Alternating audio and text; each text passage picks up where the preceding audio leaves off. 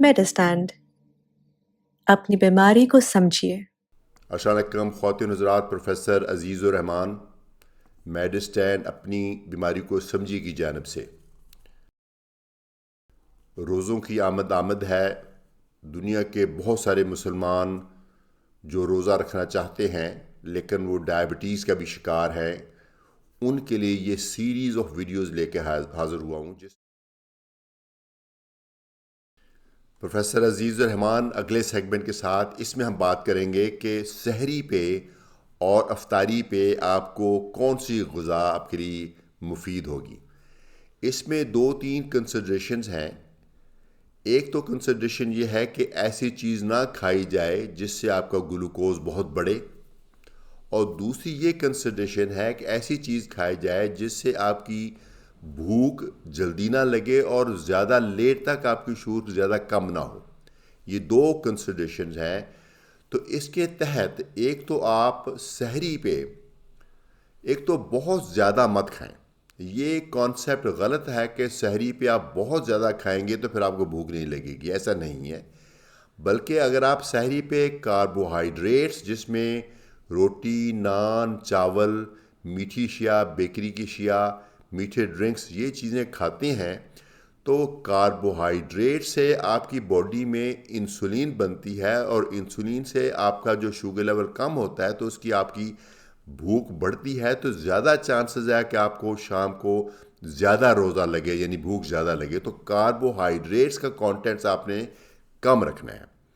روٹی، نان، چاول، بیکری، ان تمام چیزوں کو آپ نے کم رکھنا ہے، کیونکہ ان سے ایک تو سحری کے فوراً بعد جو گلوکوز کی سرج جاتی وہ نہیں آئے گی، دوسرا جو لیٹ زیادہ بھوک لگتی وہ اس سے نہیں لگے گی۔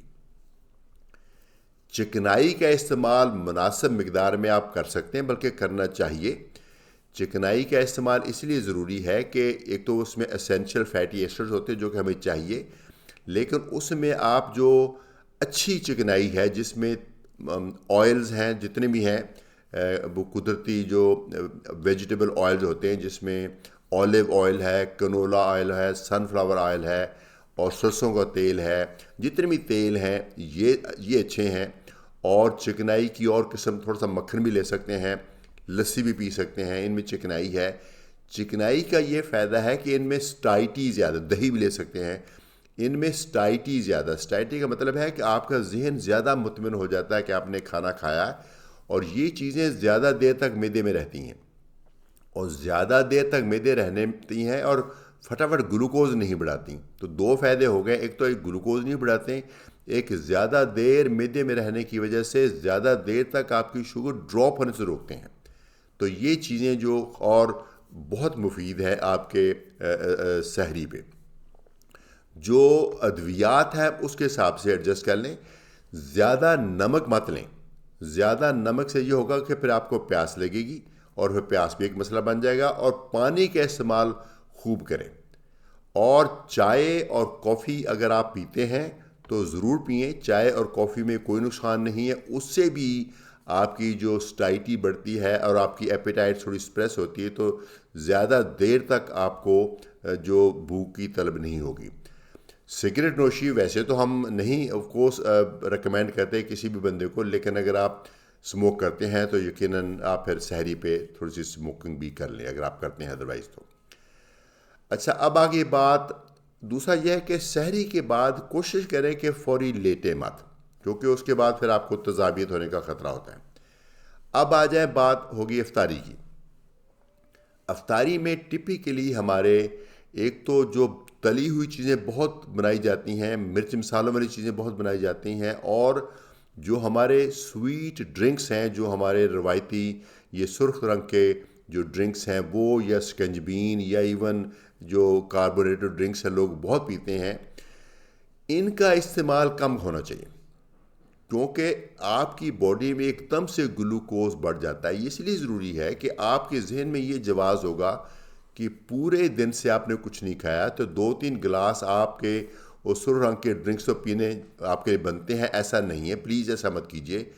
میرے خیال میں کوئی بھی آپ نے ڈرنک لینا ہے جو میکسیمم ہے وہ ایک جو سٹینڈرڈ گلاس ہے۔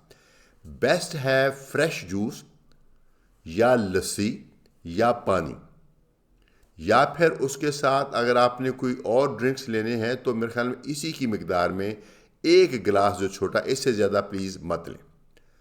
اور باقی چیزیں افطاری میں کے لیے جو تھوڑی سی چیز کھجور، چونکہ سنت بھی ہے، ایک جو دو کھجور سے آپ روزہ کھولیں، اور جو فروٹ ہے میرے خیال میں یا تو ہول فروٹ لیں یا پھر فروٹ سیلڈ لیں۔ جو ہوتا ہے جو فروٹ چاٹ ہوتی ہے، اس میں چونکہ سرپ ڈلتا ہے میٹھا، اس کے اندر شوگر کانٹینٹس خاصے بڑھ جاتے ہیں۔ وہ چکھنے کے آتا تو ٹھیک ہے، لیکن وہ پیالے بھر بھر کے مت کھائیں۔ اور جو باقی چیزیں ہیں، پکوڑے ہیں، سموسے ہیں، یہ تھوڑے سے کھا سکتے ہیں۔ جلیبی کافی میٹھی ہوتی ہے، اس میں بہت شوگر ہے، یہ بھی میرے خیال میں آدھی یا میکسیمم ایک جلیبی، اب ایک جلیبی کتنی ہوتی ہے یہ ڈیسائیڈ کرنا مشکل ہے، بل ایک جو گول والی جلیبی ہوتی ہے وہ میرے خیال کھا لیں۔ اور دوسری یہ کوشش کریں کہ جب آپ نے افطاری کرنی ہے اس وقت آپ یہ چیزیں تھوڑی سی افطاری کر کے اپنی ادویات لے لیں، پھر آپ تھوڑا سا بریک دیں، نماز وغیرہ پڑھیں، باقی افطاری بعد میں کریں۔ لیکن میرا مشورہ یہ ہے کہ جو بھی آپ نے کھانا ہے وہ ایک ہی دفعہ کھا لیں، یعنی ایک بریک دے کے بعد پوری افطاری مکمل کر لیں، پھر اس کے بعد سیکنڈ میل مت لیں، یعنی پھر اس کے بعد ڈنر نہیں ہونا چاہیے، یہی ڈنر آپ کا، چونکہ پھر بہت ہیوی کھانا کھائیں گے، پھر بہت آپ کی طبیعت کے اوپر بوجھل پن آئے گا، پھر آپ کو، کیونکہ یہ بھی ایک قدرتی عمل ہے کہ جب بہت دیر سے آپ نے کھانا نہیں کھایا ہوتا، ایک دم سے ہیوی کھانا کھاتے ہیں تو ایک دم سے آپ کی باڈی میں جو آپ کا گلوکوز لیول بڑھتا ہے، اس کے اندر کچھ آپ کے باڈی میں ہارمونز بنتے ہیں جس کی وجہ سے آپ کے اندر سستی ستاری ہوتی ہے، تو وہ اس سے بچنے کے لیے یہ میل بھی ذرا آپ ہلکا رکھیں اور چکنائی کے استعمال کم رکھیں، کاربوہائیڈریٹس کا کانٹینٹس کم رکھیں۔ دونوں میل میں، سحری میں، افطاری میں تھوڑا سا پروٹین ضرور لیں۔ پروٹین جو دالوں میں بھی ہوتا ہے، اور پروٹین چکن میں بھی ہے، فش میں بھی ہے، مٹن میں بھی ہے، بیف میں بھی ہے، ایگ میں بھی ہے۔ پروٹین کسی نہ کسی فارم میں ضرور لیں، چونکہ پروٹین ہماری ایک اسینشیل ڈائٹ ہے۔ اس کے علاوہ اگر کوئی وائٹامن سپلیمنٹ لیتے ہیں تو وہ بھی آپ لے سکتے ہیں۔ اچھا، دوائی کب کھانی چاہیے؟ سحری پہ تو سحری سے پہلے جو آپ کھاتے ہیں، اور افطاری کے وقت آپ تھوڑی سی افطاری کر کے اپنی دوائی کھا لیں شوگر کی، پھر اس کے بعد تھوڑا سا وقفہ دے کے باقی کی آپ افطاری مکمل کریں۔